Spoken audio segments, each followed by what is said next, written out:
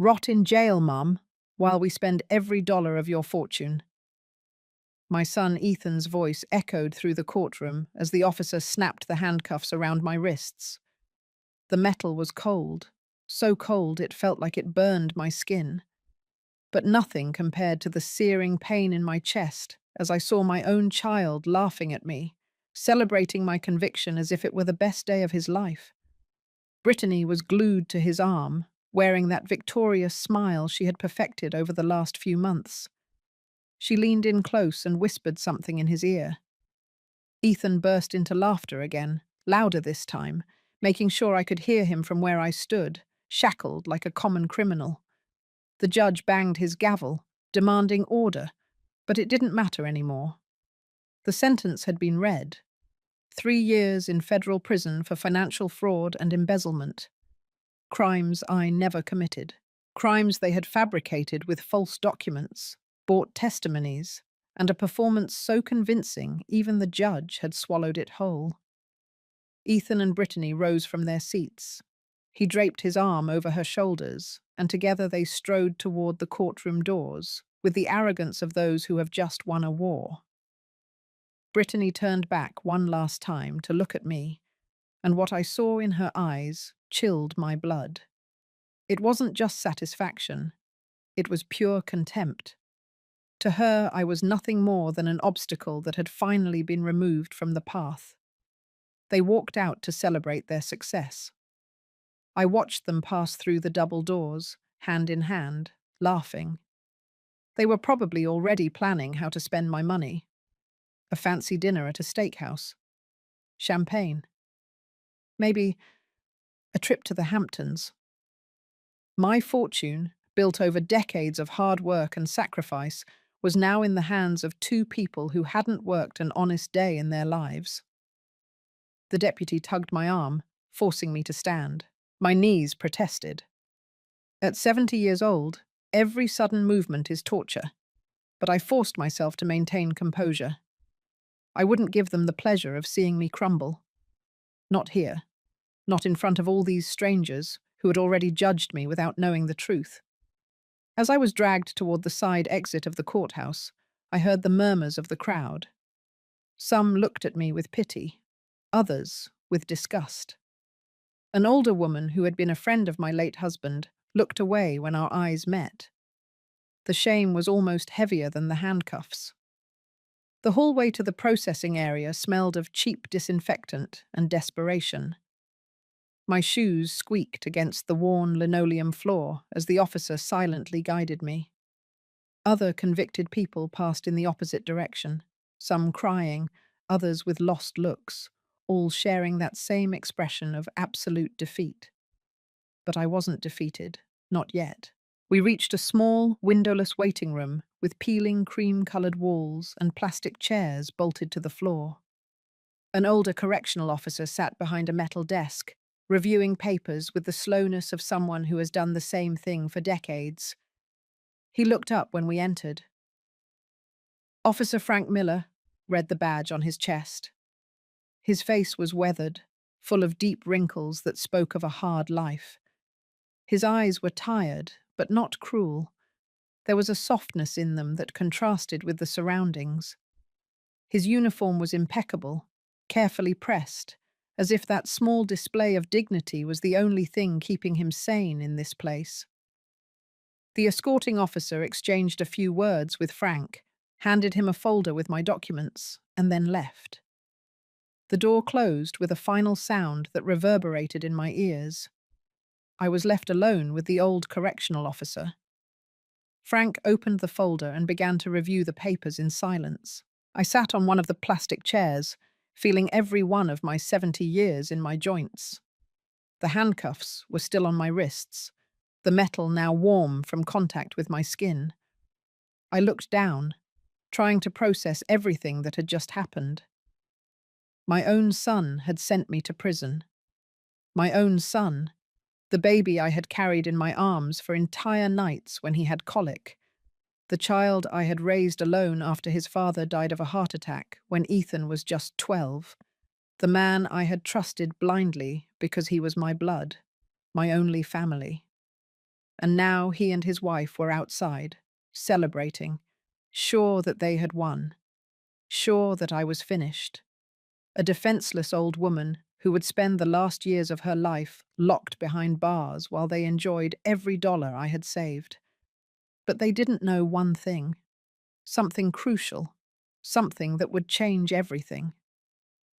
Frank was still concentrated on the documents, occasionally frowning, turning pages, taking notes in an old spiral notebook. I took advantage of that moment of distraction. Carefully, with the subtlety that only comes from years of being invisible to others, I slipped my right hand toward the inner pocket of my tweed jacket. I had worn that jacket since the start of the trial. It was old, dull grey, with slightly worn elbows. Nothing fancy, but it had deep, discreet pockets. And in one of those pockets, folded into a perfect small square, was the paper I had prepared the night before in my temporary cell. The note. My last hope. My fingers trembled as I slowly pulled it out, millimeter by millimeter, making sure not to make any noise that would draw Frank's attention. The paper was warm from my body heat, slightly damp with nervous sweat. I held it between my fingers, feeling its insignificant weight, that was, at the same time, monumental. On that piece of paper torn from a cheap notebook was written a name, a phone number, and a promise that would change everything. Frank closed the folder and leaned back in his chair, which squeaked under his weight. He sighed with the exhaustion of someone who has seen too many ruined lives pass across that desk. He looked at me with something that might have been compassion, or perhaps it was just the automatic reflection of a decent man caught in an indecent system. "Transport will be here in about 20 minutes, Mrs. Dawson. Do you need to use the restroom? Water?" His voice was kind. That surprised me. I hadn't expected kindness on a day like this, not after everything that had happened. "Water, please," I murmured. My voice came out hoarse, broken. I hadn't had anything to drink for hours. Frank nodded and slowly rose from his chair. His knees cracked as he did so, a sound I recognized because my own joints did the same thing every morning. He was an older man, probably a year or two from retirement, with that weight on his shoulders that comes from decades doing a job that no one thanks you for and no one wants. He headed toward a small table in the corner, where there was a plastic water pitcher and stacked disposable cups. His back was turned. That was my moment, the only one I would have. With a movement I had mentally rehearsed 100 times, I slid the folded note onto his desk, right next to the folder with my documents. I positioned it in such a way that it looked like part of the official papers, but visible enough for him to notice when he returned. My heart was pounding so loudly I was sure Frank could hear it from where he was. My pulse hammered in my ears like war drums.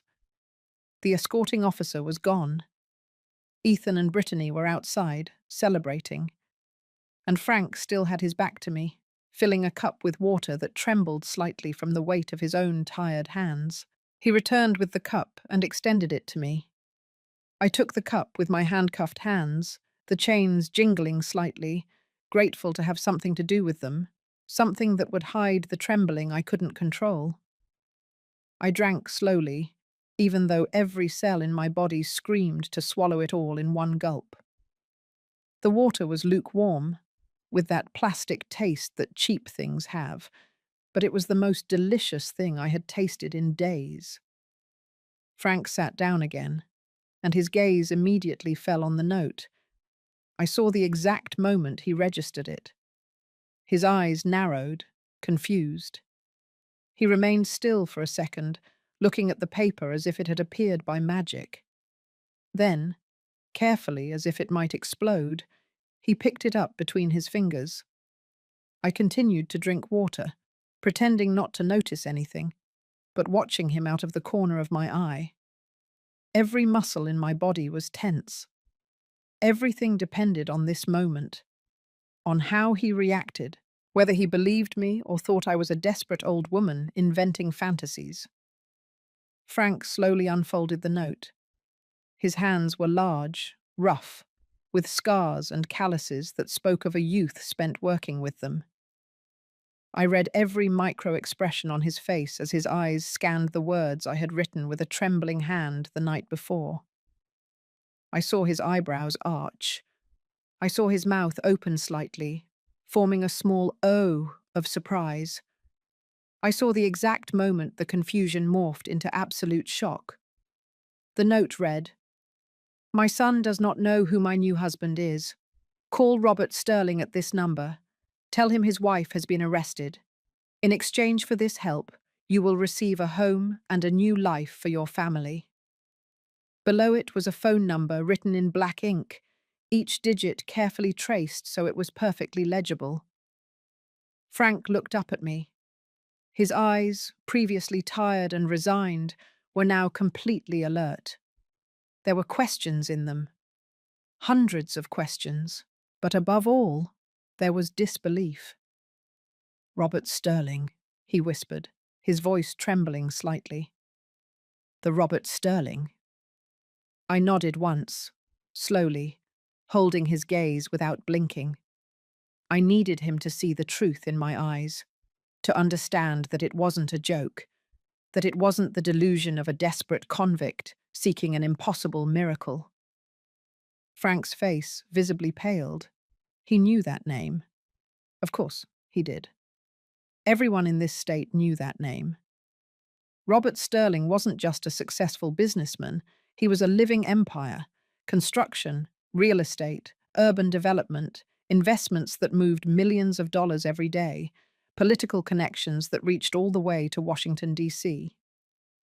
A man whose last name opened doors that for the rest of mortals remained closed and sealed forever.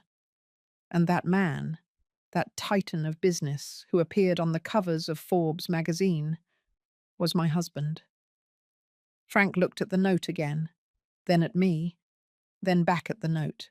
His hands trembled slightly as he held that small piece of paper containing information that could change his life as much as mine. I saw his throat move as he swallowed. I saw his eyes moisten with something that wasn't exactly tears, but the weight of too many crushed hopes over too many years. "Ma'am," he finally murmured, his voice barely a whisper. "If this is true—" "It is true," I interrupted softly. "Every word." He folded the note carefully, almost reverently, and put it in his shirt pocket. Then he just sat there, processing, trying to understand how it was possible that Robert Sterling's wife was sitting in front of him, handcuffed, condemned to 3 years in prison by her own son. And I knew I needed to tell him something. Not everything, there wasn't time, but enough for him to understand, for him to know that this wasn't just about money or revenge. It was about justice.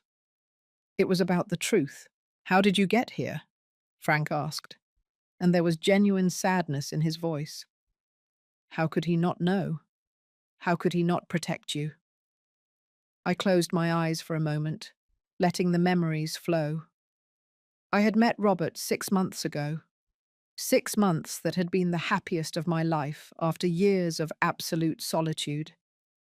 My first husband, Ethan's father, had died 15 years ago. A sudden heart attack that left me a widow at 55, with an adult son who barely visited me and a house too big, filled with silence. For all those years, I had resigned myself to loneliness. I had accepted that this was my life now, tending my garden, reading books, watching TV until I fell asleep on the couch. Occasionally, Ethan came to visit, always in a rush, always with excuses about work, about how busy he was.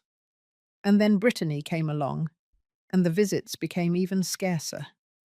But 6 months ago, everything changed. I had gone to an art exhibition downtown. A friend had invited me, insisting I needed to get out more, socialize, live a little. And there, in front of a painting of sunflowers that reminded me of the garden my mother had when I was a child. I saw him, Robert Sterling. At first, I didn't know who he was. I just saw an elegant man with perfectly combed grey hair, an impeccable suit, looking at the same painting with an expression of melancholy that I recognized because it was the same one I felt. The melancholy of someone who has lost something precious and seeks to find it in the most unexpected places. We talked, first about the painting, then about art in general, then about our lives. I discovered that he was also a widower. His wife had died 3 years prior from cancer. He told me he came to that gallery every month because it was where he had taken his wife on their first date. I told him about my garden, about how the flowers were the only thing keeping me sane after so many lonely years. We saw each other again the following week, and then again, and again. Coffee turned into dinners. Dinners turned into walks in Central Park. And before I knew it, I had fallen in love like a teenager, feeling butterflies in my stomach every time my phone rang, and it was him. Robert was completely honest with me from the beginning. He told me who he was, what he did, how much money he had. But he asked for something in return: absolute discretion. He explained that there were people who hated him, unscrupulous competitors who wouldn't hesitate to use any personal information against him.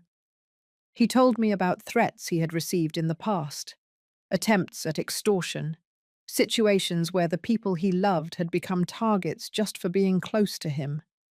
And he asked me to keep our marriage a secret, at least for a while, until he could ensure I would be protected, until he could organize the necessary security, until everything was in order. I accepted without hesitation, because after so many lonely years, after so much silence, Robert had given me back something I thought was lost forever: the capacity to feel, to laugh, to wake up every morning with something to smile about. We got married in a private ceremony at his estate outside the city. Just the two of us, a justice of the peace, and two witnesses Robert had known for decades and trusted completely. It was simple, intimate, perfect. We exchanged simple rings that we wore hidden under our clothes. He kissed my forehead and promised me that soon we could live openly, that soon we wouldn't have to hide. But I made a mistake I now understood had been fatal. I didn't tell Ethan anything. I thought it would be temporary. I thought that in a few weeks, maybe a month, Robert would finish organizing everything, and then I could introduce him to my son. I could tell him that his mother had found love again, that I was no longer alone, that someone was taking care of me and making me happy. But before I could do that, everything fell apart. It started 3 months ago. Ethan showed up at my house unannounced, which was unusual because he normally called first. Brittany was with him, as always, glued to his side like a shadow. They came in with a strange, nervous energy. Ethan looked around as if he were evaluating something. Brittany touched the furniture with her fingertips, making comments about how old everything was, about how I should modernize, renovate, spend a little money to make the house more presentable. They asked about my finances. They wanted to know how much money I had saved, how much the house was worth, if I had investments, insurance, additional properties. I told them I was fine, that I had enough to live comfortably, not to worry about me. But I didn't give them details. Something about the way they asked made me uncomfortable. There was an intensity in their eyes that I didn't like, an anxiety I didn't understand. Ethan insisted. He said he had financial problems, that his business was going through a rough patch, that he needed a loan. Just temporary, he assured me, just until things got better. Maybe $50,000, maybe a little more. I told him I didn't have that amount immediately available, which was true. Most of my money was in long-term investments, funds I couldn't touch without significant penalties. but I offered to help him with $10,000, all I had in my checking account. Brittany's face changed. I saw the fury flash in her eyes before she could hide it. Ethan looked disappointed, frustrated, but he accepted the $10,000 and promised to pay it back in 3 months. He never did. And a week later, they came back, this time with more urgency. They needed more. $20,000. It was an emergency, an investment opportunity they couldn't miss. They begged me. Ethan took my hands and looked at me with those eyes I had known since he was a baby, and I, God forgive me, gave in again. I withdrew the money from one of my funds, paying the penalty, and gave it to him. That money didn't come back either.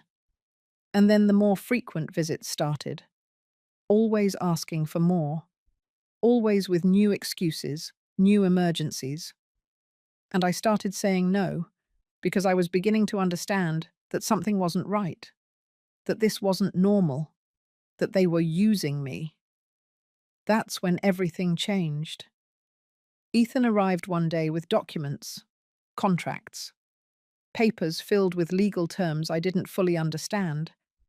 He told me he needed me to sign them, that it was just a formality, a reorganization of family assets to protect me from taxes, from legal complications in case something happened to me.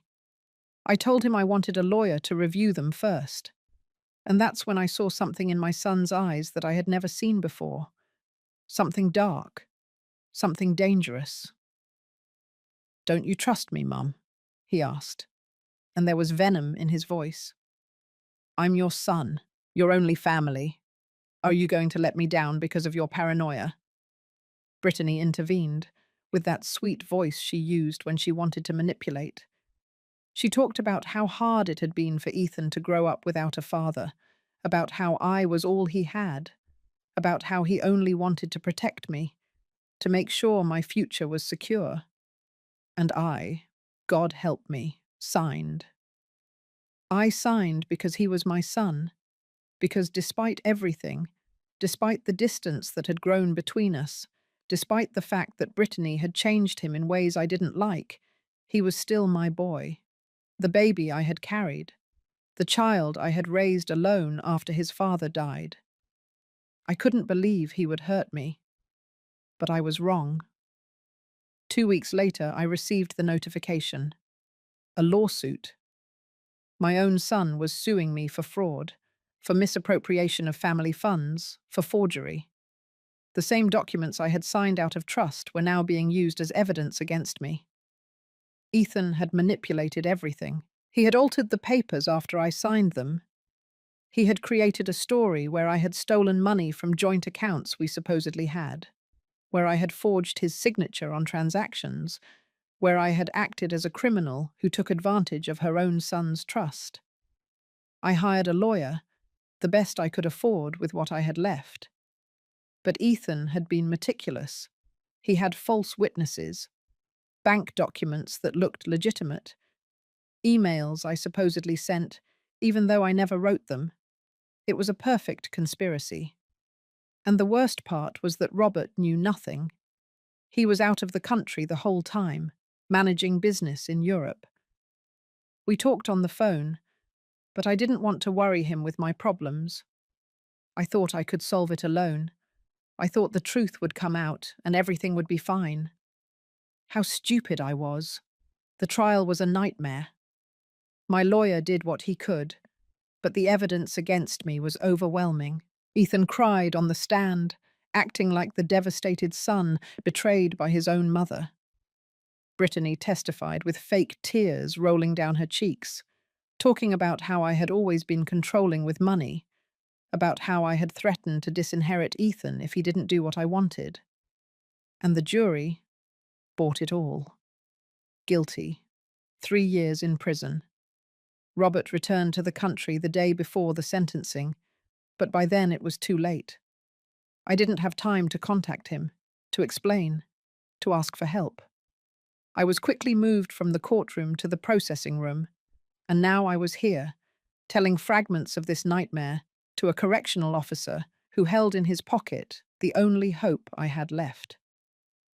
"My son thinks he won," I told Frank, and my voice was stronger now, firmer. "He and his wife believe they are going to take all my money, my house, everything I built over the years. But they don't know Robert exists. They don't know he's going to find out what they did.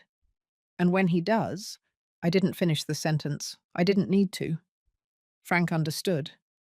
He took the note out of his pocket again and read it a third time, as if he needed to make sure the words were still the same. "A house," he murmured. "You can really give me a house?" "Robert can," I corrected him. "And he will. He is a man of his word. If you tell him I asked for this, if you explain the situation, he will reward you. He has properties all over the state, houses he maintains for investment. He can give you one. He can give you more than that. He can change your life." Frank closed his eyes. I saw a single tear roll down his weathered cheek. When he opened them again, he had made a decision. "I have a daughter," he said softly. "Livia. She's 26 with 2 young kids. My son-in-law abandoned them last year, left without a trace. She lives with me and my wife in a 2-bedroom apartment we can barely afford. The kids sleep in the living room. My wife is sick. She needs expensive medication that our insurance doesn't fully cover. I work double shifts just to keep our heads above water." His voice broke. "If you're telling me the truth, if there's even a chance that this is real, I'll make that call. Because my family needs a miracle as much as you do." I held his gaze. "Call him." Frank took his cell phone out of his desk drawer. It was an old model, with a scratched screen and a case worn from use. His hands trembled as he dialed the number I had written on the note. I saw him hesitate for a second, his finger suspended over the call button, as if in that last moment the reality of what he was doing hit him with full force. But then he pressed the button.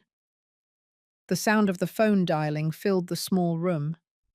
1, 2, 3 rings. I held my breath. It had been 3 days since I last spoke to Robert. 3 days that felt like an eternity. He had called the night before the trial, but I was so distraught, so consumed by fear, that I could barely hold a coherent conversation. I told him everything was fine, that I was just tired, that I loved him and we would talk soon. I lied. And now I was paying the price for that lie. The 4th ring. The 5th. Frank looked at me with worry, as if he thought no one would answer, that this was a cruel fantasy of a desperate woman. But then the line connected. "Sterling." Robert's voice was crisp, professional. It was his business tone, the one he used when he was in the middle of important meetings or delicate negotiations. Frank almost dropped the phone. He cleared his throat, trying to find his voice.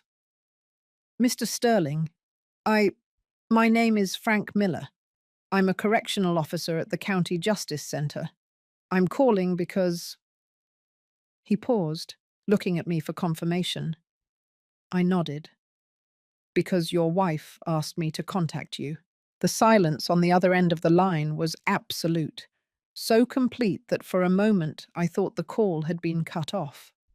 But then I heard Robert's breathing, faster and faster, more intense. "Cecilia?" His voice had completely changed. He was no longer the cold, calculating businessman. He was a scared man. "What happened to Cecilia?" "Mr. Miller, she was arrested, convicted. She's here with me now, waiting for transport to the state prison. She gave me this number and asked me to call you. She says you are her husband." "Arrested?" The word came out like a roar. "Why the hell did no one inform me? When did this happen? Where is she now?" Frank passed the phone to me. My handcuffed hands made it difficult to hold, but I managed. When I heard Robert's voice, so familiar, so loved, something inside me broke. The tears I had been holding back for days, for weeks, finally welled up. Robert, my voice was barely a choked whisper. Robert, I'm so sorry. I should have told you. I should have told you everything from the start. Cecilia, my love, what is going on? Speak slowly. Where are you? Who arrested you? Why? Ethan, I said, and my son's name came out like poison from my lips. He accused me of fraud, forged documents, lied in court. They sentenced me to 3 years. Robert, 3 years. Silence again. But this time it was different. It was the calm before the storm. When Robert spoke again, his voice was dangerously calm, controlled, but I could hear the fury boiling just beneath the surface. Your son did this. Your own son sent you to prison. He and his wife, Brittany, they planned everything. They wanted my money, my house. They thought I was alone, that no one would protect me. They don't know you exist, Robert. They don't know anything about us. Where exactly are you right now? At the County Justice Centre. Processing room. They're going to transfer me in less than 15 minutes. They are not transferring you anywhere, Robert said, and his tone left no room for discussion. Put the officer back on the phone. I handed the phone back to Frank. He took it with trembling hands and put it to his ear. Mr. Sterling? Robert's voice was so loud I could hear it from where I was sitting. Listen to me very carefully. My wife is not getting on that transport. She is going to stay exactly where she is until I arrive with my legal team. Do you understand me? Sir, I don't have the authority to stop a scheduled transfer. There are protocols, procedures that… I'm going to tell you something, Mr. Miller. In less than 5 minutes, Judge Hamilton Richards is going to receive an emergency call requesting a temporary suspension of the sentence based on procedural irregularities. In less than 10 minutes, you will have a signed order stopping any transfer of prisoner Cecilia Dawson until the case is reviewed. And if anything happens to my wife before I get there, if anyone moves her a single inch from where she is now, I will personally ensure that every person involved in this disaster loses their job and faces legal consequences. Have I been clear enough? Frank had completely paled. He nodded even though Robert couldn't see him. Yes, sir. Perfectly clear. Good. Now put my wife back on. Frank returned the phone to me almost reverently. Robert, I whispered. I didn't know what else to do. I'm so sorry for not telling you anything before, for not involving you from the beginning. Don't apologize. His voice softened. None of this is your fault. Do you hear me? None of it. But I need you to listen carefully. I'm going to fix this. I'm going to get you out of there. And your son, that scoundrel who dares to call himself your family, is going to pay for every second of suffering he caused you. He's my son, Robert. Despite everything, he's still my son. He stopped being your son the moment he decided to betray you like this. Robert paused, and when he spoke again, his voice was charged with a dark promise. But don't worry about that now. Focus on staying safe. Don't talk to anyone. Don't sign anything. Don't accept anything they offer you. My team will be there in less than an hour. The best criminal defense attorney in the state, Morris Flores, is already on his way. He will take care of everything. And Frank? I asked, looking at the officer who had made this call possible. I promised you would help him. He has a family that needs support. Officer Miller is going to receive everything you promised him and more, Robert said. After I finish with all this, he and his family will never have to worry about money again. You have my word. Frank, who had been listening, closed his eyes, and an expression of absolute relief crossed his face. It was as if a decades-long weight had been lifted from his shoulders in a single instant. "I love you," I told Robert, feeling that the words were insufficient to express what I felt. "Thank you for not abandoning me." "I would never abandon you," he replied. "We are a family now, Cecilia, and family protects itself. Stay there. Don't move. I'm coming." The call ended. I handed the phone back to Frank, and we sat in silence, processing what had just happened. The clock on the wall marked the passing of the minutes with a tick-tock that seemed unbearably slow. Every second was a torture of anticipation. 7 minutes later, the phone on Frank's desk rang. He answered immediately. "Miller," he said, and then his face transformed. "Yes, sir. Yes, understood. Immediately." He hung up and looked at me with a mixture of astonishment and disbelief. "Judge Richards just issued a temporary stay of your transfer. You have to stay here until your legal representation arrives." He was silent for a moment. "Mrs. Dawson, I don't know who you really are, but your husband just moved mountains in less than 10 minutes. I smiled for the first time in days, in weeks, because finally, after all the pain, all the betrayal, all the injustice, something was going right. Robert was coming. And when Robert Sterling decided to fix something, nothing and no one stood in his way. But while we waited, as time crawled by with painful slowness, I couldn't stop thinking about Ethan. Where was he right now? Probably at some expensive restaurant, toasting with champagne, laughing with Brittany about how easy it had been to fool me. They were probably already making plans about how to spend my money, about what to buy first, about how to divide the fortune they thought belonged to them. They had no idea of the storm heading their way. They had no idea that the most powerful man in the state was about to unleash all his power against them. They had no idea that they had made the biggest mistake of their lives by underestimating a 70-year-old woman who had survived widowhood, loneliness, and loss, only to find love again and marry a man who would move heaven and earth to protect what he loved.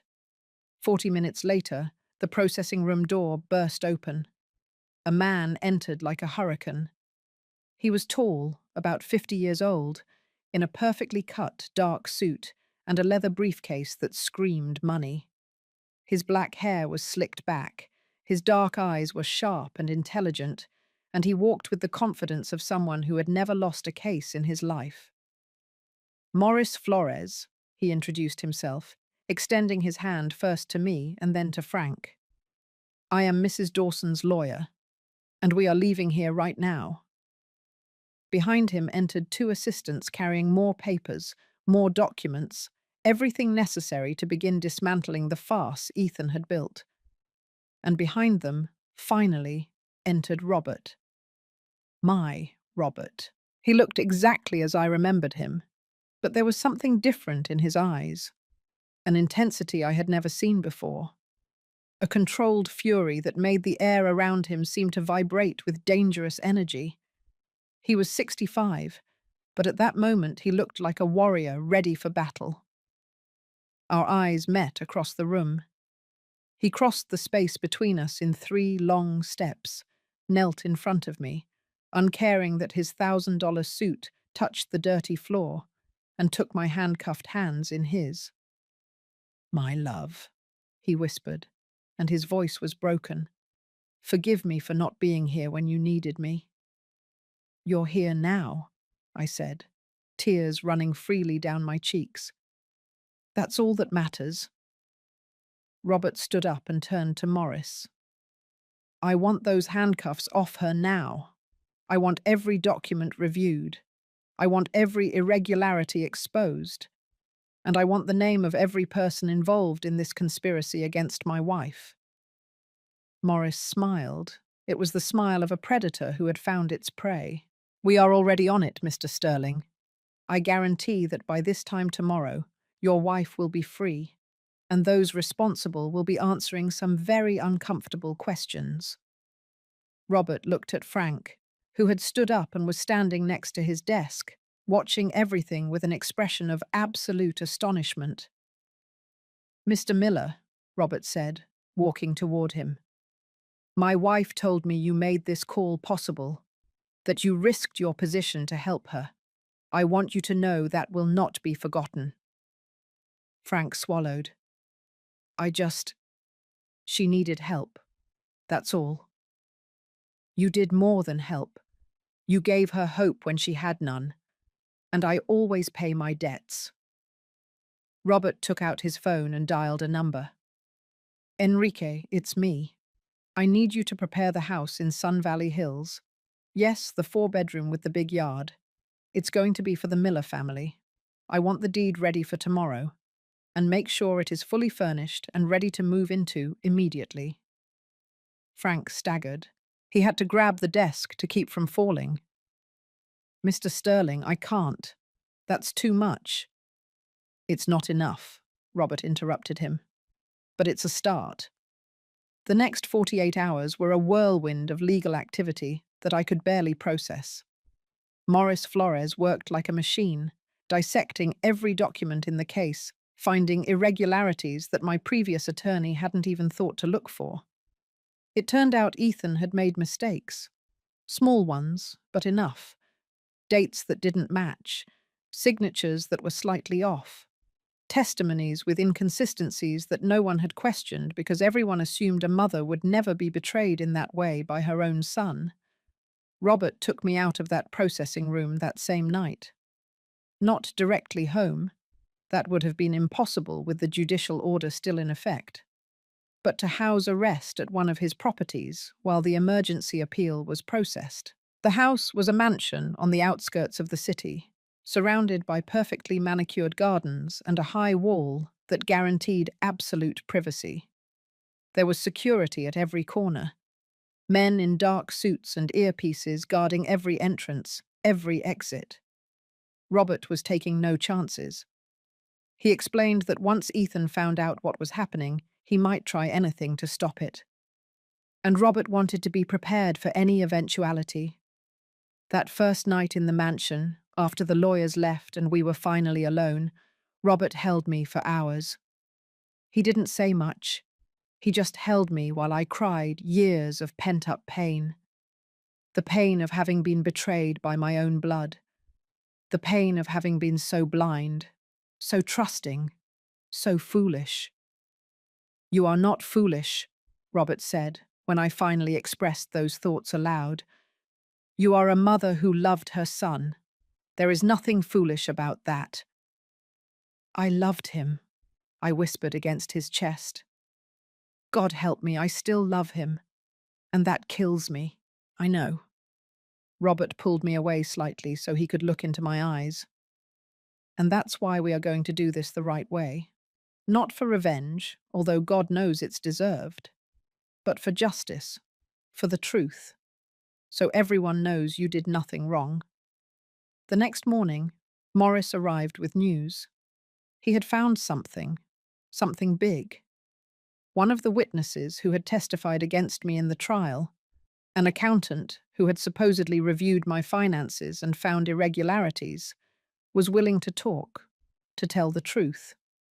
Because it turned out Ethan hadn't paid him what he promised, and now the accountant was furious and scared of being dragged down too when everything unraveled. His name was William Perry, a nervous man in his 40s, looking like someone who hadn't slept well in weeks. Maurice brought him to the mansion that afternoon, accompanied by a notary and recording equipment. We were going to document every word. William could barely look me in the eyes as he sat in the living room that Robert had converted into a makeshift legal operations center. There were papers everywhere, open laptops, phones ringing constantly. It was as if an entire law firm had been transplanted into this house. "Mrs. Dawson," William began, his voice trembling. "I didn't know it would go this far. You have to believe me. When Ethan hired me, he told me he just needed some documents reviewed, some numbers adjusted for a tax matter. He paid me $5,000 up front and promised another $20,000 when everything was over. "And what exactly did you do?" Morris asked, his voice calm but with a dangerous edge. "I fabricated financial reports. I created transactions that never existed. I made it look like Mrs. Dawson had been moving large sums of money from joint accounts with Ethan into personal accounts. But none of that was real. It was all fabricated on my computer." "And the withdrawals I supposedly made?" I asked, feeling bile rise in my throat. "The $150,000 that the prosecutor said I stole from my own son." "They never existed," William admitted, tears now running down his face. "Ethan gave me access to old bank accounts that were already closed. I altered the statements to show recent activity. I changed dates. I invented transaction numbers. Anyone with forensic accounting knowledge would have detected the fraud in minutes. But your lawyer never requested an independent audit." "Because I couldn't afford it," I said bitterly. "Ethan made sure to freeze my assets so fast I barely had money for the public defender." Maurice was furiously taking notes. Robert, who had been listening from a corner of the room with his arms crossed, finally spoke. "Was Brittany involved in this? Ethan's wife?" William nodded vigorously. "She was the one who initially contacted me. Ethan didn't even know my name at first. Brittany had been planning this for months, maybe years. She showed me documents. She explained exactly what she needed me to do. It was her plan from the start. Ethan he just followed her orders." That hit me harder than I expected. A part of me had wanted to believe my son was also a victim here, that Brittany had manipulated him, poisoned his mind against me. But hearing that he had actively participated, that he had followed her orders so willingly, was like a direct stab to the heart. "Why are you confessing this now?" Robert asked. "Why risk it?" "Because Ethan threatened me," William said, his voice breaking. "After the trial, when I went to collect the rest of my payment, he laughed in my face. He told me I would never see that money. And then he told me that if I talked to anyone about what I had done, he would make sure I was the only one who ended up in prison. That he had documents implicating me as the mastermind behind everything. That he was just an innocent victim I had tricked." "And those documents probably exist," Morris said. "Ethan is smarter than we thought. He created layers of protection for himself. But now we have this." Robert pointed to the camera that had recorded every word. "We have his confession. We have proof of criminal conspiracy. And with this, we can start tearing down everything they built." William's statement was just the beginning.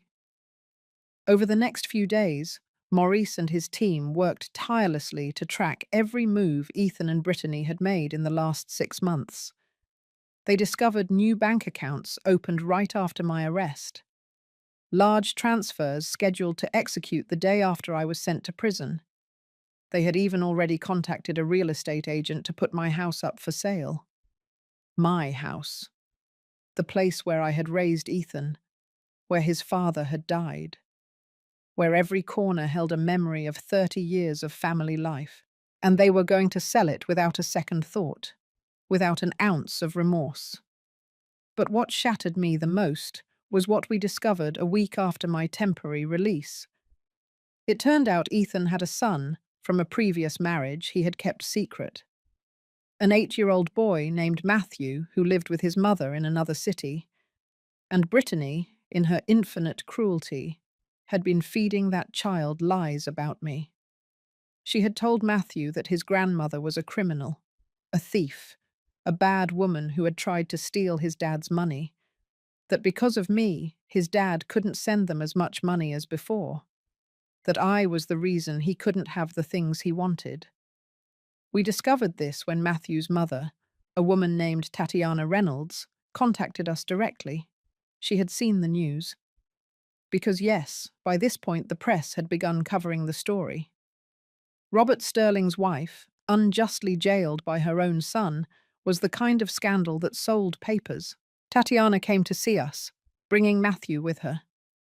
He was a beautiful boy, with Ethan's eyes, but with a sweetness on his face that my son had lost a long time ago.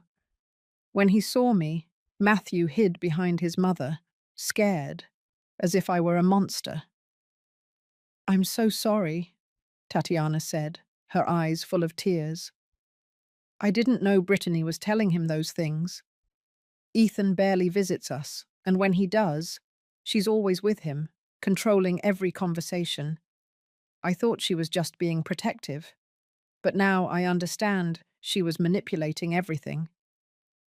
I knelt in front of Matthew, keeping my distance so as not to scare him more.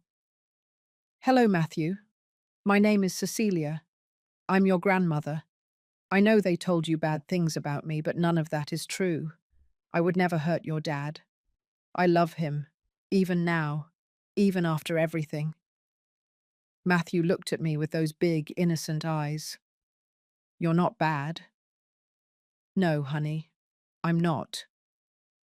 "Then why does Dad say you are?" I didn't have an answer for that. How do you explain to an 8-year-old child that his father is a liar? That his father conspired to send his own mother to prison for money? I couldn't. I wasn't going to destroy the image he had of Ethan, no matter what my son had done to me. "Sometimes adults make mistakes," I finally said. "Big mistakes. And your dad made a very big one. But that doesn't mean he doesn't love you." "Okay?" Matthew nodded slowly, still unsure but less scared. Tatiana put her hand on my shoulder, squeezing gently. "Ethan never told me you were so kind," she said. "He never talked about you at all. In fact, I understand why now."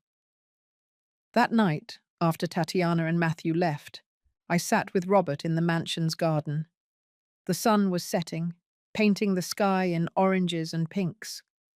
It was beautiful, peaceful, completely at odds with the storm brewing inside me. "You have a grandson," Robert said softly. "A grandson you didn't even know existed." "Ethan hid him from me for years," I replied, feeling a new wave of betrayal. "I have a grandson, and he decided I didn't deserve to know him. What kind of person does that?" "The kind of person who is capable of sending his mother to prison for money." Robert took my hand. "But now you know him, and if Tatiana agrees, you can be part of Matthew's life. You can be the grandmother he deserves." "After we finish with this," I said, feeling something harden inside me. "After Ethan and Brittany pay for what they did, then I can think about being a grandmother." Robert smiled, but there was no warmth in that smile. It was the smile of a man who knew justice was near. "Speaking of that, Morris has news. The prosecutor reviewed the new evidence. They are dropping all charges against you tomorrow in a special hearing, and they are issuing arrest warrants for Ethan, Brittany, and William for conspiracy, fraud, and perjury." I gasped. "Tomorrow?" "Tomorrow," Robert confirmed. "And there's Chabelle. It turns out Ethan organized an event for tomorrow night, a celebration at a private club. He invited friends, family, business partners. He was going to officially announce that he had inherited your fortune, that he was ready to invest in new businesses. Basically, he was going to celebrate his victory over you in front of everyone." The irony was almost too perfect.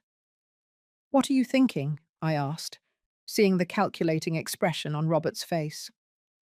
"I'm thinking," he said slowly, "that it would be a shame if he missed his own celebration party." The hearing the next day was quick and devastatingly effective. Judge Richards, the same one who had presided over my original trial, looked visibly uncomfortable as he reviewed the new evidence presented by Morris. William Perry's recorded confession, the forensic analyses of the falsified documents, the inconsistencies in the testimonies that no one had questioned because they seemed too elaborate to be lies. The prosecutor, A middle-aged man named Henry Flores, Morris's younger brother, stood up and formally declared that the state was dropping all charges against Cecilia Dawson, that there had been a monumental miscarriage of justice, that they had been fooled by a meticulously planned criminal conspiracy. "Mrs. Dawson," Judge Richards said, and for the first time since this nightmare began, I heard something close to respect in the voice of someone related to the justice system. "On behalf of this court, I offer my sincerest apologies. What was done to you is inexcusable, and I assure you that those responsible will face the full weight of the law." I nodded, unable to speak. Tears ran freely down my cheeks, but this time they were not tears of pain. They were of relief, of justice, of vindication. After weeks of being treated like a criminal, of being looked at with contempt, of carrying the shame of an unjust conviction, someone in authority was finally saying the words I needed to hear. I was not guilty. The judge banged his gavel. "Arrest warrants are issued for Ethan Dawson, Brittany Dawson, and William Perry on charges of criminal conspiracy, fraud, forgery, and perjury. Officers are authorized to proceed immediately."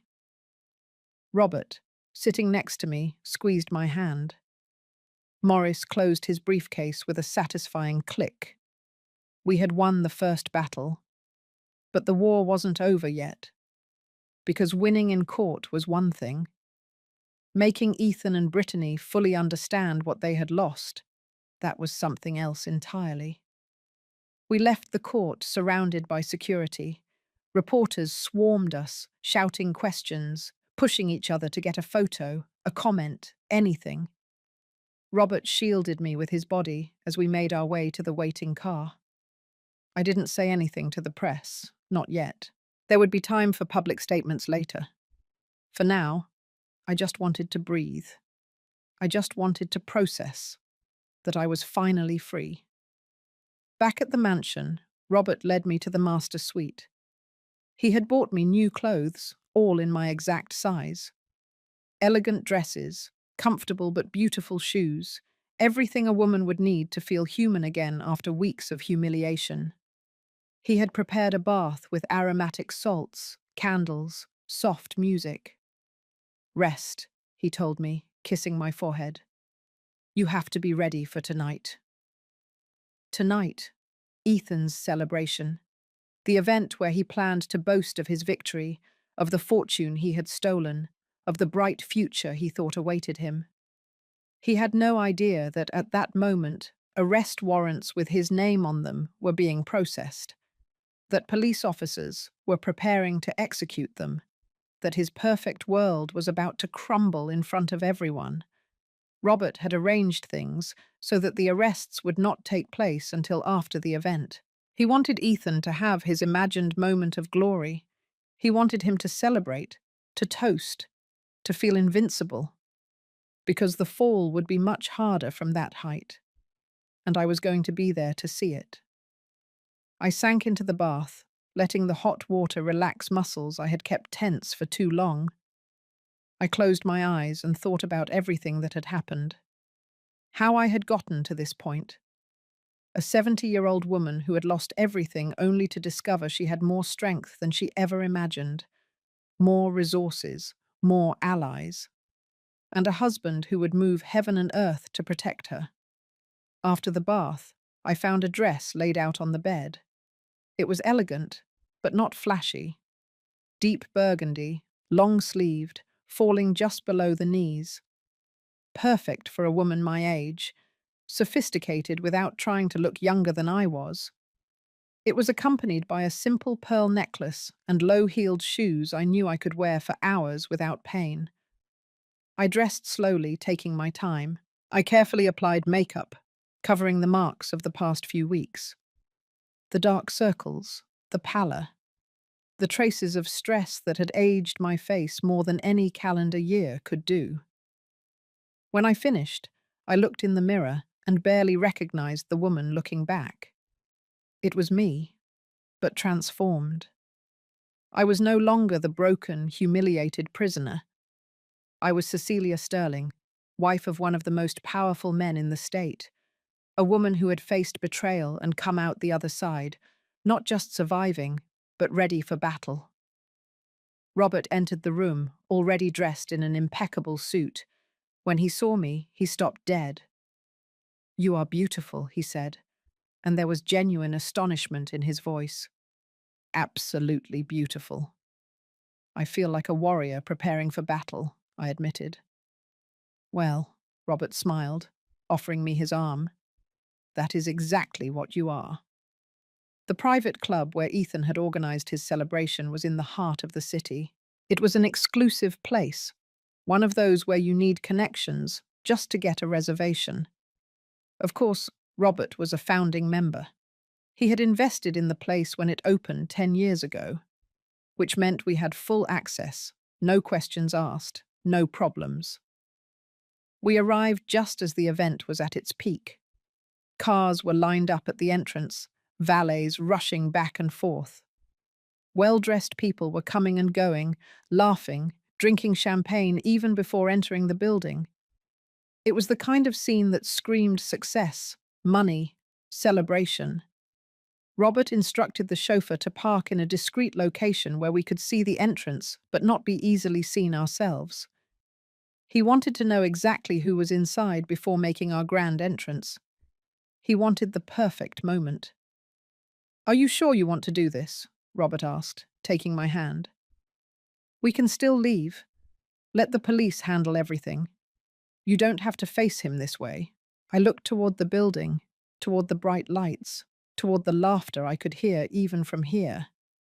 Somewhere in there was Ethan, my son, the child I had carried, fed, raised, the man who had betrayed me in the cruelest way possible. "I need to do this," I said firmly. "I need him to see me. I need him to know he didn't win, that he was never going to win." Robert nodded. He knew there was no changing my mind. He took out his phone and sent a quick message. Seconds later, he received a reply. "Maurice is inside," he reported. "Says Ethan is in the center of everything, showing off. Brittany is by his side, wearing a dress that probably cost what most people earn in a month. They are serving $500 a bottle champagne. Your money, of course." Of course. My money paying for their fake celebration. The irony was almost poetic. "There's more," Robert continued, reading another message. "Ethan just made an announcement. Says he's launching a new investment firm, that he has $2 million in seed capital and is looking for partners." He was literally trying to recruit investors using my stolen fortune. $2 million. I didn't even have that much liquid money. There were savings, investments, properties, but not $2 million in cash. Which meant he was lying again, making promises he couldn't keep, deceiving more people, expanding his web of lies. "It's time," I said, opening the car door before he could change his mind. Robert got out on his side and came to my side, offering me his arm. Together we walked toward the entrance. The valet immediately recognized us, his eyes widening in surprise. "Mr. Sterling, Mrs. Sterling, good evening. We didn't know you were attending this event." "It's a surprise," Robert said, with a smile that didn't reach his eyes. "We prefer it to remain that way for the moment." The valet nodded quickly and opened the door for us. The music hit us first, followed by the sound of laughter, overlapping conversations, the clinking of glasses. The ballroom was huge, decorated with excessive elegance. Lights hung from the ceiling, tables covered with immaculate white cloths, a full bar on one side and a dance floor on the other. And in the center of everything, surrounded by people, was Ethan. My son looked different from the last time I had seen him in court. He was wearing a new, clearly expensive suit. His hair was perfectly styled. He held a glass of champagne in one hand and gesticulated animatedly with the other as he told some story that made those around him laugh. Brittany was stuck to his side, as always. Her dress was bright red, tight-fitting, with a neckline that left little to the imagination. Jewelry hung from her neck and wrists, probably also bought with my money. She smiled with that satisfied look she had perfected, the smile of someone who had gotten exactly what she wanted. We stood at the entrance, observing. No one had noticed us yet. Everyone's attention was focused on Ethan, on his celebration, on his moment of glory. Morris appeared by our side, emerging from the crowd. "Everything is ready," he whispered. "The police are outside, waiting for the signal. The moment you say the word, they come in and make the arrests." "Not yet," I replied. "I want him to see me first." Robert guided me further into the room. Some guests began to notice our presence. I saw their expressions change from confusion to recognition to absolute shock. Whispers began to spread like fire. "Robert Sterling is here, and the woman next to him, the woman who was supposed to be in prison, is also here." The murmuring grew louder. More people turned to look at us. Conversations stopped mid-sentence. And finally, inevitably, Ethan felt the change in the atmosphere. He stopped talking and looked around, trying to understand what had captured everyone's attention. His eyes met mine across the room. I saw the exact moment his brain processed what he was seeing. I saw the color drain from his face. I saw the champagne glass almost fall from his hand. I saw his mouth open in a small O of shock and disbelief. Brittany followed his gaze, and when she saw me, her face transformed into a mask of pure horror. The music was still playing, but now no one was dancing. Everyone was looking at us, at me, standing at the entrance in my elegant dress and my recovered composure. At Robert, by my side, with his imposing presence filling the room. And at Ethan and Brittany, in the center of everything, looking as if they had just seen a ghost. Because to them, that was exactly what I was. A ghost from the past they had tried to bury. A woman who was supposed to be locked up, defeated, destroyed. And instead, here I was. Free, powerful, and accompanied by the most influential man in the state. Ethan put his glass down on the nearest table with trembling hands. Brittany clung to his arm, her knuckles white from the force of her grip. I saw them exchange quick glances, panic growing on both their faces as they tried to understand how this was possible, what had gone wrong, how their perfect plan had failed. I started walking toward them. Robert stayed by my side, his presence a silent promise of protection. Morris followed a few steps behind. The crowd parted as we walked, creating a path directly to the center of the room, toward my son and his wife. The steps seemed eternal. Each one was a declaration. Each one said, "I survived." Each one said, "You didn't win." Each one said, "It's your turn to fall." We finally arrived in front of them. Ethan opened his mouth, tried to say something, but no sound came out. Brittany looked at him desperately, as if hoping he would fix this somehow, that he would find the magic words that would make this nightmare disappear. The silence in the room was absolute now. Even the music had been stopped by someone. All eyes were on us, waiting, wondering what would come next. "Hello, Ethan," I finally said, my voice calm, controlled, stronger than I had felt in years. "What a nice celebration. Too bad it won't end the way you expected." Ethan finally found his voice, although it came out trembling and broken. "Mom, what are you doing here? You were supposed to—" "You shouldn't be in prison," I finished for him. "Yes, I know. I was supposed to be locked up for 3 years while you and your charming wife enjoyed my money, while you celebrated your victory, while you erased me from your lives as if I had never existed. Brittany tried to regain her composure. She straightened her shoulders, lifted her chin, trying to project that false confidence she used as armor. I don't know what you're talking about. This is a private event. You weren't invited. You should leave before we call security. Robert let out a short, humorless laugh. Security? Please try it. This club is 40% owned by me. The security here answers to me before anyone else. Brittany's face paled further. Her eyes darted back and forth, looking for an exit, a way to escape this situation she clearly hadn't anticipated. Who the hell are you? Ethan demanded, looking at Robert with a mixture of fear and defiance. What do you have to do with all this?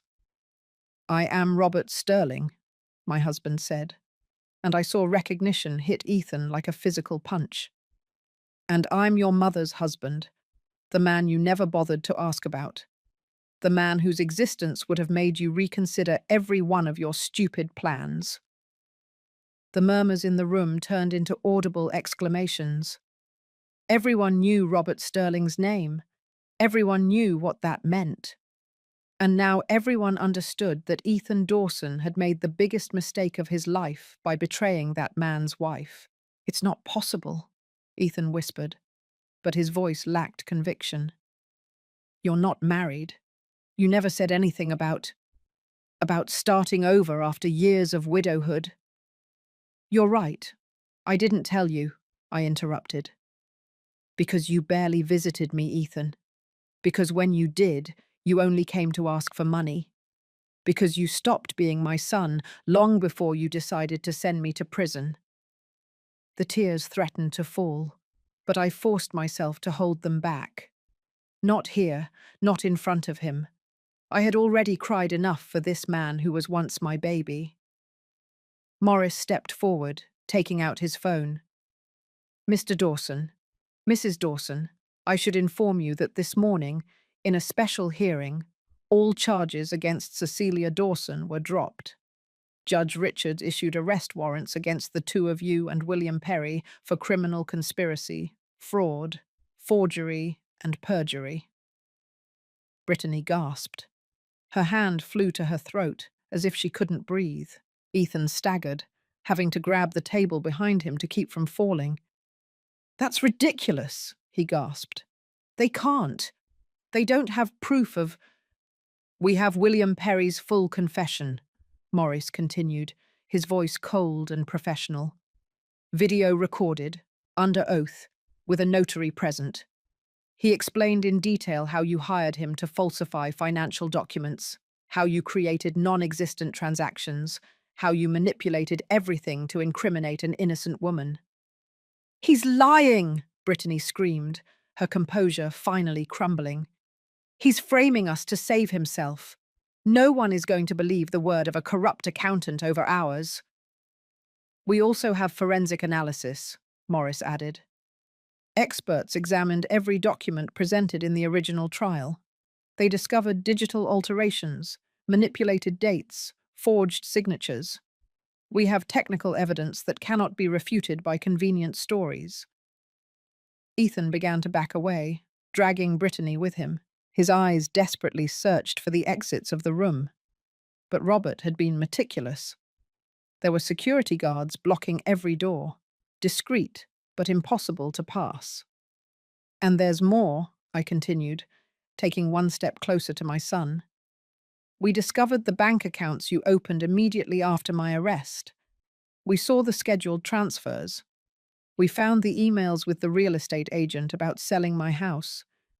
We have every piece of evidence that shows exactly what you planned to do once I was out of the way. We also spoke with Tatiana, Robert added. Matthew's mother, your son, Ethan, the grandson you hid from your mother for years. She told us how Brittany has been filling the boy's head with lies about Cecilia, how you tried to poison an innocent child against his own grandmother.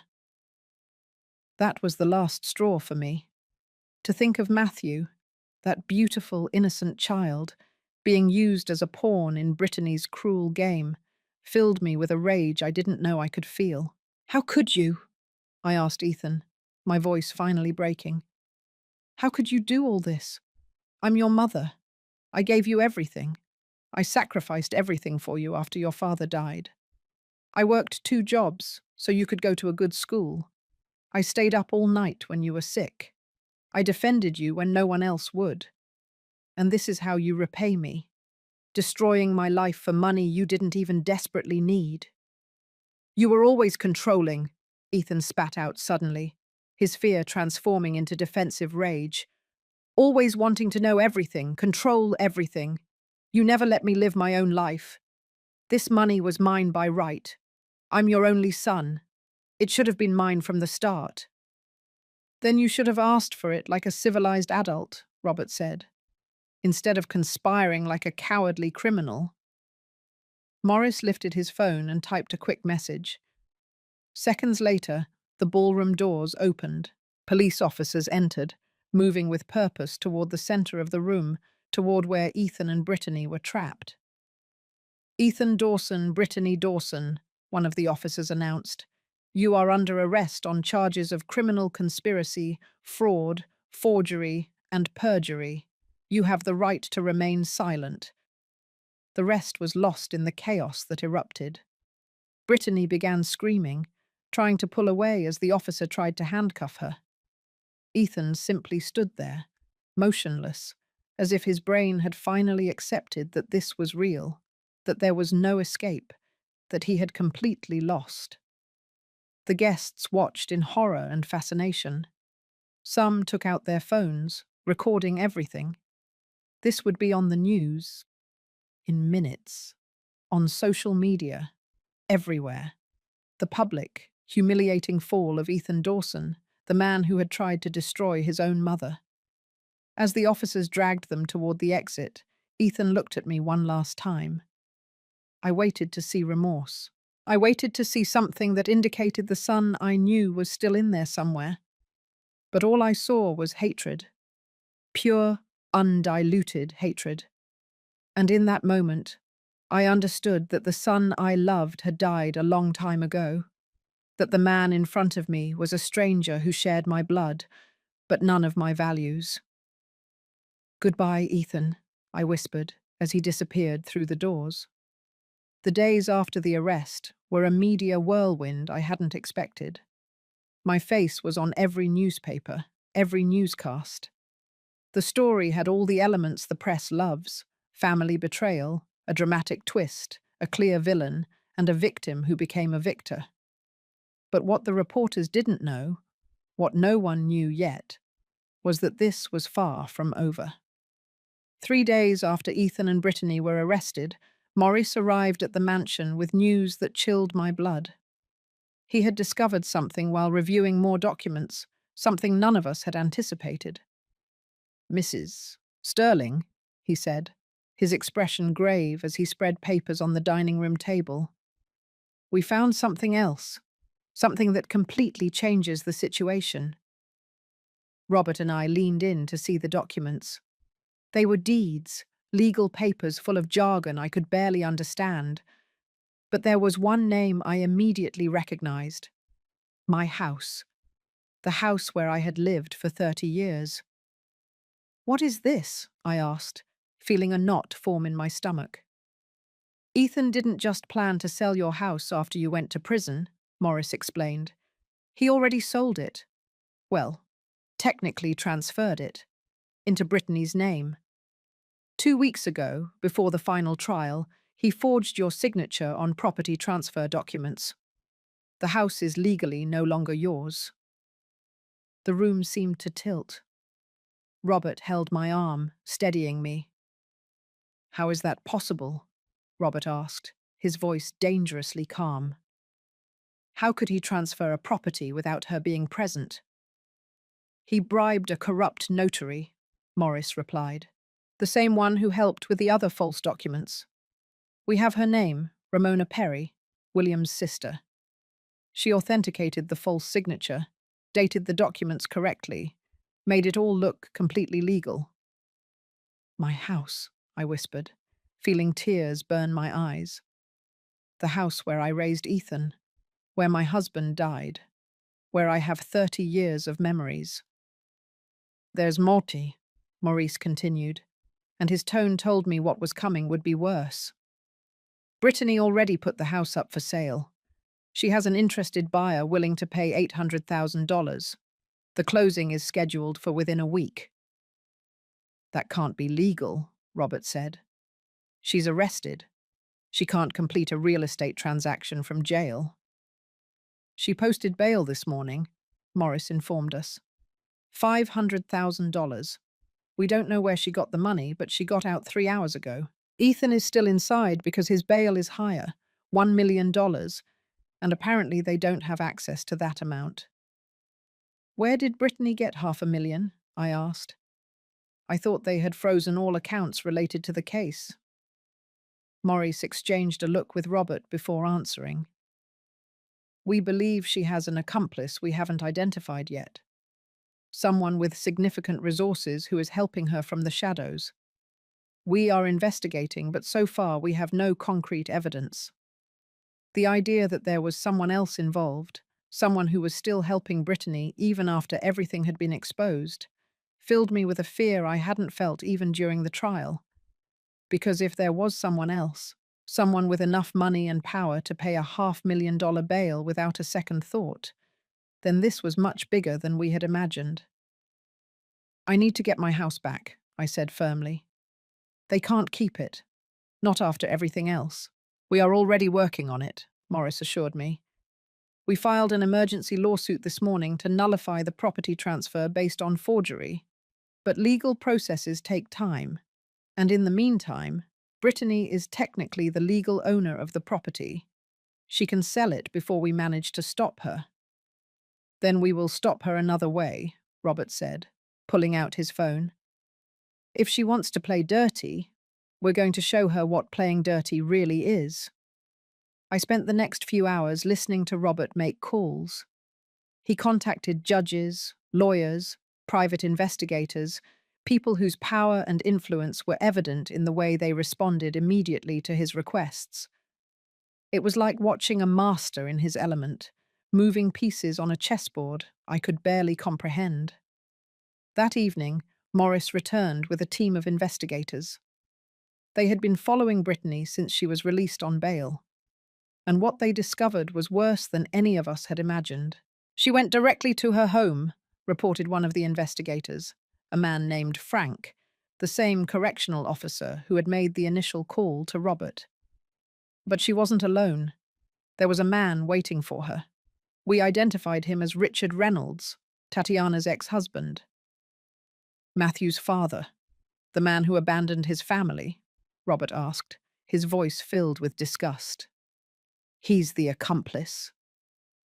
It seems he never actually left, Frank explained. We've been tracking his finances. He has an offshore account with over $3 million, money he apparently earned in illegal businesses over the last 5 years. And it turns out he met Brittany 2 years ago, long before she married Ethan. She saw an opportunity in your family, seduced Ethan specifically to get close to your money. The room fell silent as we processed this information. Brittany had been planning this for years. She had met Richard, had seen an opportunity in my family, had seduced Ethan specifically to get close to my money. Everything had been calculated, meticulous, malicious from the start. Then Ethan was also a victim, I murmured, feeling a strange mixture of rage and pity for my son. She used him from the beginning. That doesn't excuse him, Robert said firmly. He chose to go along with the plan. He chose to betray you. Victim or not, he has to pay for his actions. There's more, Frank continued. We overheard part of their conversation. Brittany and Richard are planning to flee the country. They have tickets bought for tomorrow night to Brazil. They plan to sell the house quickly, take the money, and disappear before the legal system can reach them. Not if we stop them first, Robert said. Frank, I need you to keep monitoring them. Every move, every call, every person they talk to. Morris, prepare a court order to block any sale of the property and contact immigration. I want their names on every watch list at every airport, every border. They are not leaving this country. The operation was put into motion with an efficiency that left me astonished. Robert had resources I had never imagined. People in key positions who owed him favors, who respected his name, who would act without asking why. Within hours, we had 24-hour surveillance on my house, court orders being processed, and alerts at every exit point in the country. But I wanted more. It wasn't enough to stop them legally. I needed to face them. I needed them to know I had discovered them, that their plan had failed again, that they were never going to win. I want to go there, I told Robert that night. To my house. I want to see it one last time before all this ends. Robert looked at me with concern. It's dangerous, if Brittany knows you're there. Let her know, I interrupted. I want her to know. I want to look her in the eye and tell her exactly what I think of her, of everything she did, of how she destroyed my family. Robert sighed, but he understood. He knew that need for closure, for a final confrontation. Then we will go together, he said, but with complete security. I won't risk your life for a moment of satisfaction. Deal. We arrived at my house at dusk. The place that had been my home for 30 years looked different now, almost strange, as if it no longer belonged to me. The lights were on inside, and I could see shadows moving behind the curtains. Brittany was inside, probably packing, preparing for her planned escape. Robert had insisted on bringing security. 2 cars with guards followed us at a safe distance. Frank was in one of them, monitoring every move. We had constant communication with Morris, who was ready to intervene legally at any moment. Are you sure about this? Robert asked once more as we approached the front door. We can still turn back. I'm sure, I replied, even though my heart was pounding so loudly I felt it might jump out of my chest. I used my key, the same one I had used for decades, wondering if Brittany had been careless enough not to change the locks. The door opened with a soft click. We entered the foyer, and the familiar scent of my home hit me with a wave of nostalgia so strong I had to stop for a moment to regain my composure. But something was wrong, very wrong. The house was almost empty. The furniture I had bought so carefully over the years, the photographs on the walls, the memories of a lifetime, everything was gone. Only the largest pieces remained, the ones that would be difficult to move quickly. My God, I whispered, walking into the living room. They took everything, everything of value. Robert squeezed my hand, his face hardened with rage. We continued on, passing through rooms that had been systematically emptied. My bedroom, where I had slept next to my late husband for years, was completely stripped. They had even taken the curtains. Voices came from the kitchen. One was definitely Brittany. The other was male, deep, probably Richard Reynolds. We approached quietly, staying out of sight as we listened. Are you sure the buyer is going to close tomorrow? Richard was asking. We can't risk this being delayed any longer. She confirmed this morning, Brittany replied, her voice full of satisfaction. $800,000 transferred directly to my offshore account. By this time tomorrow, we'll be on the plane with over $2 million between the house and what we took from the old woman's accounts before they froze them. And Ethan? Richard asked. Don't you think he's going to be a problem when he finds out you left without him? Brittany let out a cruel laugh that chilled my blood. Ethan was useful as long as I needed him, but he was too weak, too emotional. He almost ruined everything with his stupid guilt. No, it's better to leave him behind. Let him rot in prison thinking his wife abandoned him. It will be what he deserves for being so pathetic. I had heard enough. I walked into the kitchen with Robert right behind me. Brittany was standing by the table, surrounded by boxes. Richard was on the other side, a large man with a hard expression who looked at me with surprise when we appeared. "Hello, Brittany," I said, keeping my voice firm, even though I was trembling inside. "Interesting conversation." Brittany's face transformed from surprise to terror in an instant. She dropped the box she was holding, its contents scattering across the floor. I recognized the objects. My antique jewelry box, framed photographs, small antiques I had collected over the years. "How did you get in here?" she demanded, partially regaining her composure. "This is my house now. You are trespassing." "Your house," I repeated, the words coming out bitterly. "Based on forged documents and a corrupt notary. Did you really think you were going to get away with it?" Richard took a step forward, his posture threatening. "You should leave. Now, before this gets ugly." Robert moved to partially block me, his voice cold as ice. "I suggest you stay exactly where you are, Mr. Reynolds. We have security personnel surrounding this house, and they are all waiting for my signal. One wrong move, and this will end very badly for you." As if to emphasize the point, Frank appeared at the back kitchen door, followed by two security guards. Richard looked around, calculating his options, and apparently decided he had none. "We also have your tickets to Brazil," I continued, taking out my phone and showing her the screen with the confirmation of their flights. "And your offshore accounts. The $3 million you thought no one could track. Everything is being frozen right now by court order." The color drained from Brittany's face. Her eyes moved frantically, looking for an exit that didn't exist. "You can't prove any of this," she said weakly. "They are just accusations without evidence." "We have audio recordings of your conversation from 5 minutes ago," Robert said, "where you admitted to stealing $2 million and planning to flee the country, where you admitted to using Ethan and planning to abandon him in prison. I think that counts as sufficient evidence." "Furthermore," I added, feeling a dark satisfaction growing in my chest, "Ramona Perry, the notary you bribed, has already confessed everything. She faced losing her license and possible prison, so she decided to cooperate fully. We have documents, bank transfers, text messages. Everything is documented." Brittany slumped into a chair, all her arrogance evaporating.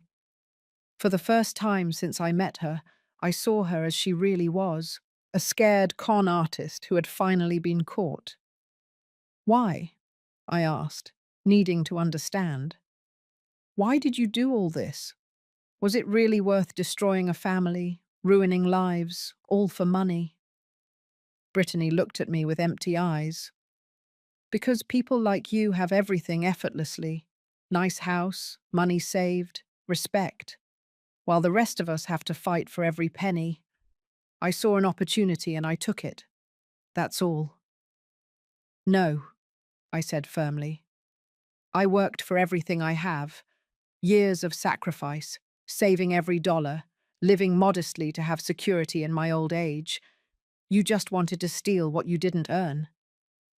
Sirens began to sound outside. Maurice had requested a police unit once we confirmed we had enough evidence for additional arrests. Officers entered moments later, with updated arrest warrants for Brittany and a new one for Richard on conspiracy and money laundering charges. As they handcuffed them, Brittany looked at me one last time. "Ethan really hated you, you know," she spat out with venom. "I didn't have to convince him of much. He wanted your money as much as I did." Her words hurt, but they no longer had the power to destroy me, because I knew the truth now. My son had chosen this path, and he would have to live with the consequences. "Goodbye, Brittany," I said as they took her out of my house. I hope the money was worth it. When they were finally gone, I stood in my empty kitchen, surrounded by the remnants of my plundered life, and finally allowed the tears to flow. Robert hugged me, holding me as I cried for everything I had lost, for the family I would never have again, for the son I had loved and who was now lost forever. But I also cried with relief, because it was finally over. The nightmare was finally over. 6 months later, I was standing in the garden of my completely restored house. Robert had insisted on hiring the best restorers, decorators, and artisans to return my home to its original glory. Every piece of furniture Brittany had stolen had been replaced by something even more beautiful. The walls had been repainted, the floors polished until they shone. It was as if the house had been purified of all the darkness that had occurred within it. But the most important thing was who was with me in that garden. Matthew was running between the flowers I had planted especially for him, his laughter filling the air with a music I didn't know how much I had needed to hear. Tatiana was sitting on a patio chair, watching her son with a peaceful smile. She had finally found stability, a good job, and most importantly, she had completely removed Matthew from his father's toxic influence. Because Richard Reynolds was in prison, sentenced to 15 years for conspiracy, fraud, and money laundering, Brittany was serving 12 years in a federal prison, all her assets confiscated, all her accounts emptied to pay restitution. And Ethan, my son, was serving 8 years for his role in the conspiracy. The judge had been more lenient with Ethan than with the others, recognizing that he had been manipulated to some extent by Brittany, but he still had to pay for his actions. For the signatures he forged, for the documents he knowingly presented as false, for betraying his own mother in the cruelest way possible. I had tried to visit him in prison once, 2 months after his conviction. I thought that maybe, after everything that had happened, we could start some kind of healing process. But when I arrived at the visiting room and saw his face through the glass, all I found was bitterness and resentment. "You came to gloat," he had said through the visiting room phone, "to show me how well you're doing while I rot here." "I came to see if there was still anything left of the son I raised," I replied calmly. "But I see there isn't." "That son died when you decided to marry your millionaire and keep it a secret," he spat. "If you had told me the truth from the start, none of this would have happened." "None of this would have happened if you hadn't decided to rob me and send me to prison," I corrected him. "You made those decisions, Ethan. No one else." He didn't respond. He just looked at me with pure hatred. And in that moment, I understood that there was no redemption here, no mutual forgiveness or reconciliation. My son was gone, replaced by this bitter stranger who blamed everyone but himself. I got up to leave, but before hanging up the phone, I said one last thing. "Despite everything, I wish you peace, Ethan. I hope one day you find a way to forgive yourself, because I have already forgiven you. Not for you, but for me. To be able to move on with my life without carrying this weight." I didn't wait for his response. I just left, and I hadn't been back since. But today, in this garden full of life and light, with my grandson laughing and my new family around me, I finally felt that I had closed that painful chapter. Robert came out of the house carrying a tray with fresh lemonade and cookies we had baked together that morning. "Grandma, Grandma, look what I found," Matthew shouted, running toward me with a ladybug in his small hand. "Can I keep it?" "Ladybugs need to be free, honey," I told him, kneeling down to his level. "But you can watch her for a moment and then let her go so she can return to her family." Matthew nodded seriously, studying the insect with fascination.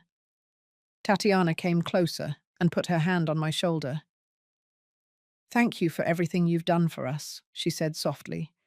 "Not just the financial support, although that has been incredible, but for giving Matthew a real grandmother, someone who loves him unconditionally." "The pleasure is entirely mine," I replied sincerely. "Matthew has given me a purpose I didn't know I needed." Robert sat next to me on the garden bench, putting his arm around my shoulders. "What are you thinking about?" he asked. "How strange life is," I said. 6 months ago, I was in a processing room, handcuffed, believing my life was over. And now I'm here, surrounded by people who truly love me, in a house that is truly mine, with a future I never imagined possible. And with a husband who would do anything for you, Robert added with a smile. Yes, I smiled back, with a husband who moved heaven and earth to save me. Frank Miller, the correctional officer who had made all this possible, was also thriving. Robert had kept his promise. Frank and his family now lived in a beautiful house in Sun Valley Hills, completely paid off. His wife Joan had received the medical treatment she needed. His daughter Livia had gotten a good job at one of Robert's companies, and his grandchildren had their own room for the first time in their lives. Frank came to visit us occasionally, always shy, always grateful, still unable to fully believe that a simple act of kindness had transformed his life that way. "I just made a call," he always said. "You did more than that, Frank," I replied. "You gave me hope when I had none, and that is priceless." As the sun began to set over the garden, Matthew finally released his ladybug and ran to sit on my lap. Robert took my hand. Tatiana started preparing dinner in the kitchen, and for the first time in what seemed like decades, I felt something I had forgotten existed. Complete peace. It wasn't the ending I had imagined when I married Robert a year ago. It wasn't the family I had dreamed of having when Ethan was a baby in my arms. But it was my family now. A family built not by blood, but by choice, by kindness, by genuine love.